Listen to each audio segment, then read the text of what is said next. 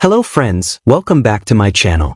In today's video, to fix problems with Windows Media Player, if your Windows Media Player won't open, keeps crashing, won't play files. So let's jump right into the step-by-step process. Step 1. Open the control panel. To begin, we'll need to access the control panel.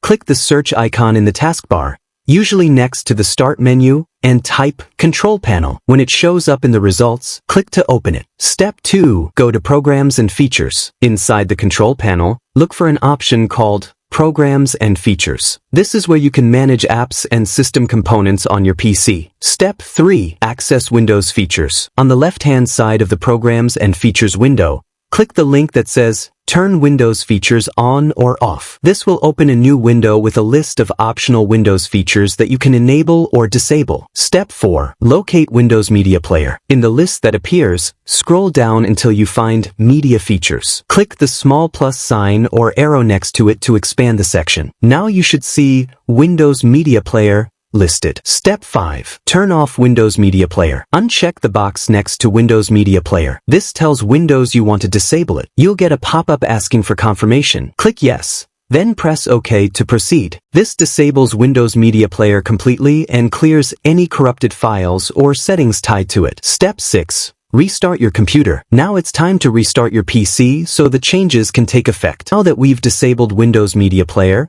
the next step is to turn it back on. This effectively resets it to default. Step 7. Open the control panel again. After your computer has restarted, we're going to turn Windows Media Player back on. To begin, click the search icon in your taskbar once again and type Control Panel just like before. Once it appears in the search results, go ahead and open it. Step 8. Go back to Programs and Features. Inside the control panel, find and click on Programs and Features. It should be near the bottom of the list. Once you're there, take a look at the left-hand side of the window and click the option that says Turn Windows Features on or off. This is the same window we used earlier to turn off Windows Media Player. Step 9. Turn Windows Media Player back on.